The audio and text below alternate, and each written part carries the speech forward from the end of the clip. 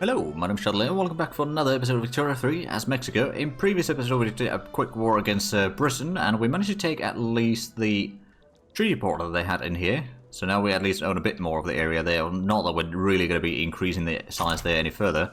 And then we got Mosquito Kingdom, so at least now we own all of Nicaragua, which is having a bit of problems with population in there, I dare say. Right, well, we're also getting the Suez survey done. I don't think we'll have time to build the Suez Canal itself, although if it takes, I don't remember how long it takes. If it takes just about a year, then we might have the time to build it. How's the investment pool? Oh, the investment pool is growing again. Right, and the most of the construction cost is covered by it, so I guess we could just increase the construction speed. Especially in places like these two, where we had construction sectors at least to some degree, but we lost them. Oh wow, there's a lot of unemployed over here in Yucatan, so no wonder they're a bit upset. How about we build some more things that would be maybe needed? Let's have a look. What do we need? For radios, electricity, so I guess we could get some power plants in there as well. There's always a need for more electricity anyway. Now we do have 70 weeks worth of construction right now, but I guess Suez Canal is like, we'll start at least constructing it for the heck of it. Because why not? And that way we might technically speaking control both channels. Oh, North German diplomatic play against us. Cut Mexico down to size. Well, that's a bold move of you. You've got Hohenzollern supporting you. I do wonder if anyone else is joining in, to be fair. There's the fascist Austria that is leaning towards... oh, wow. Oh, wow. Wow, that's a bit of a fascist Austria there, alright. Who's the leader, just in case? Alexander Grohe, okay. Not a familiar name to me. I was just wondering if it might be some Austrian painter there. But that was not the case. Well, I suppose what we'll do... we don't really have a front line against them, do we? And how is they've got a quite a sizable fleet. Although I suspect that my fleet might be a bit higher quality. Let's have a look. What do they have as their...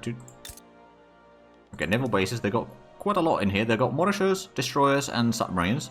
Billion strategies, so our battleships will be definitely better than theirs. Alright, well let's go ahead and send in our fleets then. Let's send in this one at least to do some convoy raiding over here. Then we could have the main one do some... Well, I suppose patrolling over here is probably good enough. And then we could send in the smaller one to protect Dixie. And I guess we'll wait a little bit before we activate the troops, because we don't need them active quite yet. Citizens Associate... Oh, right, we're going to get another 10% success chance of the free trade. I suppose we'll go for that one. So now we've got almost 2/3 chance of passing it. Hopefully it will go through. So is there anything else that we need drastically or desperately? I mean, luxury furniture is actually something that... Oh, right, someone exiled. So luxury furniture transportation is something that we could... Actually, how is the oil? The oil we actually still produce extra. So we'll start switching a bit more into the diesel trains, I suppose. We'll get more of the transportation, and then the extra transportation, what we... Well, I mean, I don't think we have actually all that much extra transportation yet. No, not really. Got plenty of gold, though. Anyway, getting 500,000 from minting, of which probably about 60% of that is from gold income, maybe even more than that. Alright, let me start activating some troops. Oh, and the Suez survey is completed. Our services is mission complete. It would be possible to construct a canal linking the Mediterranean to the Red Sea. Next, we must acquire the land from Egypt. We'll make a suitable offer. What does it mean? Well, I suppose maybe they need to accept or something. I don't know. But we didn't get the stuff yet. Well, if they're not giving us the land, I suppose we won't be building the canal then. But again, it's not the end of the world. We do have another war at our hands, though. I'm not going to take the cut down to size either. Now, admittedly, they don't really have anything that I want to take from them. I don't really want to go into Europe. Battleship hoax. The Herald reports that a group of rascal academics have disguised themselves as visiting members of the Galactic Royal Family. Officers at the California Naval Base believe the deception offered them a tour of the fleet. The incident had caused great embarrassment for the armed forces. We could arrest them at once. That would give us maybe a little bit more approval from armed forces, which sounds like a good idea. Because right now we're paying quite a bit for the military goods cost. And our war against the North German Federation is soon starting. We're activating our troops, of course, they'll have to do the landings. Plus our fleet should be able to at least intercept them to some degree. So there's no guarantee that they'll even manage to pull off the landings. And do we have... yeah, we've got some troops already in defense there. We've got some there, some here. So unless they land in like 100 battalions at once, it's going to be a bit difficult for them, I reckon. Plus we are defending the southern and the northern areas with our fleets already. At least in theory. Which means that we'll then be... if they try doing the landings in the middle, then over there we've got a strong enough army to not have to worry about it. Let's double check. We did switch all the fleets, right? Yes, we did. Just double checking. So is there anything sort of diplomacy or interactions that we could do? They are antagonistic towards us, so they are probably not going to sell us anything. And they are right then. Media endorsements. How's the clergy right now? They are still a bit upset. It's going to take the enactment time success chance though. So 80% chance of passing the law, or getting to the next stage of the law. So we should be singing some of their convoys in here. I'm sure that they probably got quite a bit of trade going on. But the question is how? Well, it's probably going to take a while before their landings happen. Come to think of it. So we're not really in a hurry in this war. It's probably going to be ending around this end of the playthrough anyway. If even that. I mean, I wouldn't necessarily mind taking a white piece either. But we may need to sort of cast them into the sea a few times. Are we yet to sink any of their convoys? Let's just double check. It was the fleet from here. No, the fleet from here that was doing the raiding. It's raiding in the English Channel. Yeah, there should be convoys going through there. And plenty of them. Right, well, I guess it's just the waiting game then. Now, one thing is certain, our troops have proven that they are definitely capable of defending. Especially against landings, although landings at this stage of the game is not going to be quite as bad a penalty for the attacker, so that's something to keep in mind. So the weakest link is probably just the Central America HQ, which only has 32 battalions in there. But at the same time, we've got the 40 flotillas in... oh, right. We sank some German convoys. And naval invasion against Veracruz. Oh, well, I mean, they're trying to take the quick route, admittedly. Oh, are they having some problems? Oh, they don't have enough support for the fleet either. But they should be taking a bit of casualties in this battle. I mean, they've already taken about 50,000, close to 60,000. They attack with 100 battalions versus our 145. So, yeah, not an easy battle for them. We're actually making money again. We've got 22 million in the cash reserves, and we got 20 in the investment pool. Right. Yeah, we may have kind of failed in using up that investment pool, haven't we? There we go. So the free trade is at least going forward. Hopefully that law passing will at least reduce some radicals. I don't know if it actually will. Down to 1 battalion attacking. So I guess the next attack is going to take a while before they do that one. We are sinking some of their convoys at least. That's another 400 that we sank at English Channel. They attacked with 100 battalions that they had about 41%, so they probably had about 60 flotillas doing the landing in here. Which I guess fair enough is relatively formidable fleet, I dare say. We're not going to move our fleet around actually, we'll just keep them as they are. 1 sinking convoys and 2 guarding the sort of flanks. So if they do landing, they will try to do it near our capital, which kind of makes sense. If they could just get into our capital, they could actually do the cut to size thing. But I have a feeling that our coastal defenders will, or the troops will take care of them when they do their landing. In a rather violent way, admittedly, but it'll be taken care of. Oh, there's nothing spreading over here in production. I guess well, we won't have enough time to research any of that anyway. It's kind of pointless to even try. So we're already on the last year of the playthrough. Once we get to December, I'll have a look at a little bit of the world and all that. And then once we get through to the January of 1936, we'll have a look at the demographics and all that. And we do have a 17.0 standard of living, which isn't too bad. We could probably get it a bit higher as well. But, you know, it's just we've not been bothering keeping up with all the construction work that we have. Oh, Yucatan is having a bit of delays in here. Am I supposed to... Oh, there's another landing. Another 100 battalions. And another catastrophic loss for theirs. So the turmoil... No, it's not really even a turmoil in here. Why is the construction speed in here so damn slow then? No, that's Yukon territory. Never mind. Well, why is Yukon territory then so slow? It's because, well, there's a fair bit of turmoil. It is northern Canadian terrain, so that's another minus 20 from there. So, okay, yeah, I guess that makes more sense. How's the landing doing? It is being annihilated. Taking 15,000 casualties on our side, plus 11,000 demoralized. And they've already taken about 90,000 casualties, plus 21,000 demoralized. So it's not looking all that great for them, I dare say. And we got the aircraft carrier unlocked. Actually, for that one, if we want to put that one in, don't we need the... Oh yeah, we do need planes. And radios. We could probably do this. It will reduce the fleet's capabilities a tiny bit, but you know, having some carriers is a nice thing to have, right? Sick leave. Lengthy rant on the free trade by Josefa Arguello took a wild turn after consuming a tainted drink.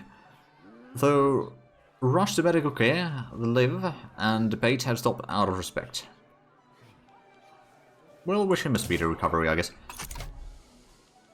Oh, now it's down to 69% of chance of passing the law. Alright then. At least it has gone to voting, so you know, that's good. Oh. Communist Bolivia wants to... I mean, to be fair, we got the Communist Party in power. You know what, sure. I don't think this war will actually have time to start. Oh, because Russia is on the defending side there, alright. Speaking of which... I suppose there could be a potential fighting in there. But considering it's already April, I mean, the war will probably start, because it's not that far off. Colombia sides with them. Right, well, we'll need to send someone in there. We'll probably send one of the army... Oh, actually, do we still have one army in Africa? Oh, no, wait, send that already back ages ago. I guess we should have one in the Great Plains. Send them to hold the ground. I'm not going to be advancing into new territories. Technically speaking, I could always back down. You know, consider that we've got the Communist Party in power right now. It would seem like a thing that they would do is send some troops to help. And we got another victory against the landing armies here. Are they willing to take the White Peace yet? No, not quite yet. It's a short war. There's a bit of turmoil in their lands. Oh, we now have free trade. Also declared rival. Oh, right. Free trade means that we're not getting tariffs as much. I mean, that's fine. Did the radical numbers didn't really change? Now, there's the old a pension, which would increase the loyalists quite a bit. Now, of course, we wouldn't really be able to get that passed all the way. Unless, let's actually have a look. That would be the... This workers' protection. That would have quite a bit of support. All things considered. But where's the... It's probably the old age pension. It would have some support as well. Hold on, was that one of the things? Old age pension. That would be 4.6 million, yeah. And there's the national militia, which would be 7 million loyalists. And 6 million loyalists from the child labour No, we're not going to allow child labour anymore. But we are going to try to pass the old age pension, I suppose. Maybe, just maybe that's going to start reducing the radicals and increase the loyalists a bit further. And we're in the second war. Did I actually send in an army in here? I don't think I did. No, I did not. I'm keeping some of the enemy armies busy at least, so you know, it's not all bad. Now they... Oh yeah, the Russians haven't actually sent all that much in here, so how about we just keep on advancing until they do. Oh, it's actually 2 Sicilies that are going to be sending their troops in here. That's a bit of a long distance. Well, regardless, we should be arriving or advancing through there regardless. We've got a front line, which is not protected. Oh, we split the front into 2. Well, they got troops arriving there, but if we're just clearing out Vancouver Island... Actually, no, that's not Vancouver Island. Never mind. Well, we just connected the fronts anyway, which is what I was after there. So that will be sorted out soon enough. Over here, they're not advancing. There's an embargo for... Oh, right, no, that doesn't concern us.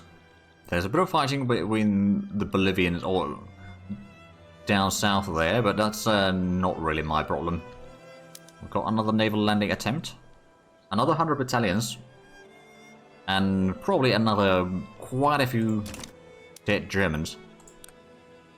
They've already taken about 230,000 casualties. Whereas we've taken 36,000.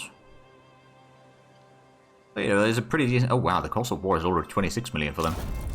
That is quite a bit. Oh, 2 Sicilies just stepped out of the war already. Alright then, so I guess they were busy with something. Now the Russians presumably are sending troops here? Yeah, they are.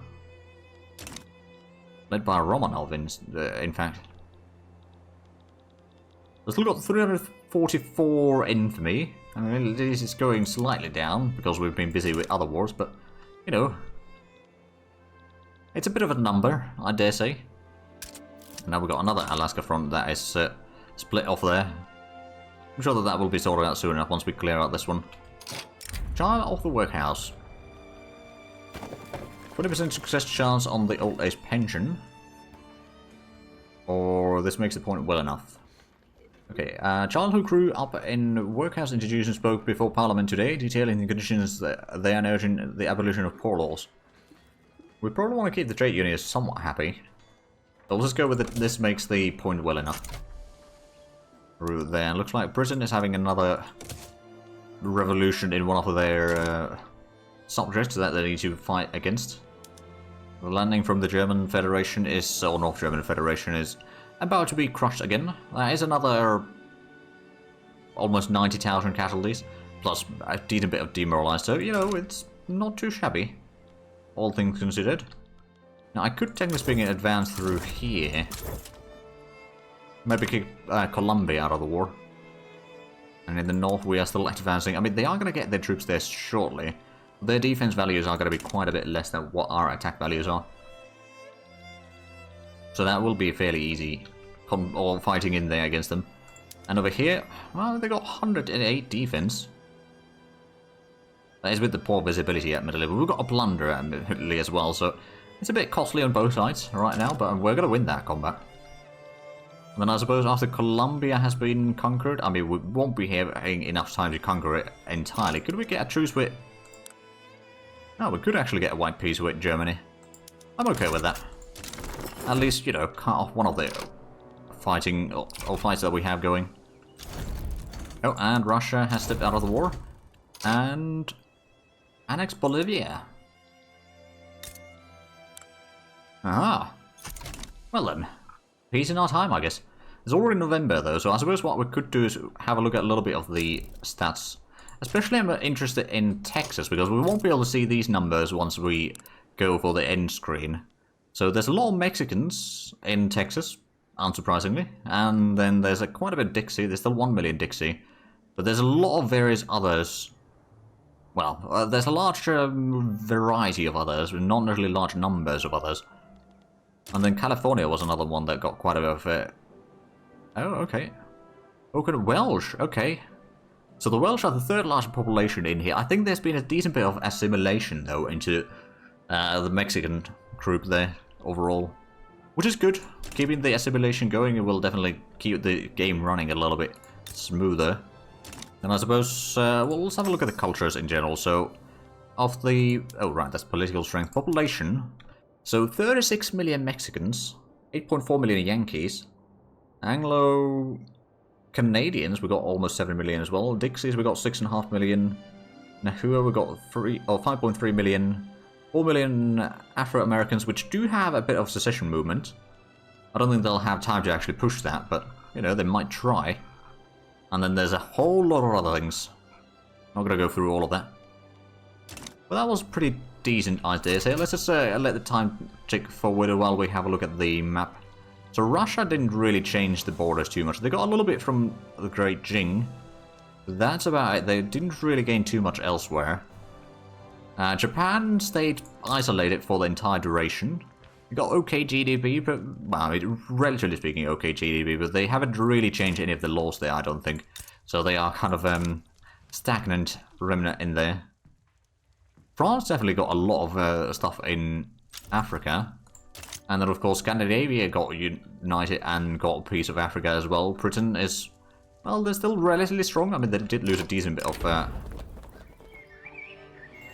Ooh, right, getting a bit more lawless might be a good idea. Although, again, it's basically the end of the game anyway. So we definitely didn't do enough work on keeping the economy sort of growing in a lot of places. Like, our economy, I mean, it is growing now, but it's, like, kind of stagnated in the sense that we're not really doing much work in there. It's just, you know, they all expand pretty much everywhere. Beyond that, we could have done a lot better in terms of, especially spreading the industries, making sure that the industries are, I mean, spreading the industry in the sense that we can have a decent bit of standard of living everywhere. That's kind of the big problem, I suppose. But let's have a look. GDP, well, it doesn't show the entire thing. It's just when we had the revolution thing. But, you know, GDP did grow quite a bit. So population, we still got 41% peasants there. And 20% laborers, machinists, we've got 12.5%. So 1 in 8 people of our workers are part of the machinist group. And then we've got a lot of capitalists, at least in terms of political strength there. Actually, how much do we have? So there's the engineers, farmers, servicemen, clerks, shopkeepers, bureaucrats. Capitalists, we do have at 1.4 million. That's not too shabby. We stayed in a republic throughout, which is quite nice. I'm pretty happy about that one. Still Catholic. Speaking of which, population, in terms of religion, 55% are Catholic, 32 Protestant, and 11% animist. And there's a few others, but those are fairly small amounts, all things considered. And then, of course, the population, so only 40% are Mexican.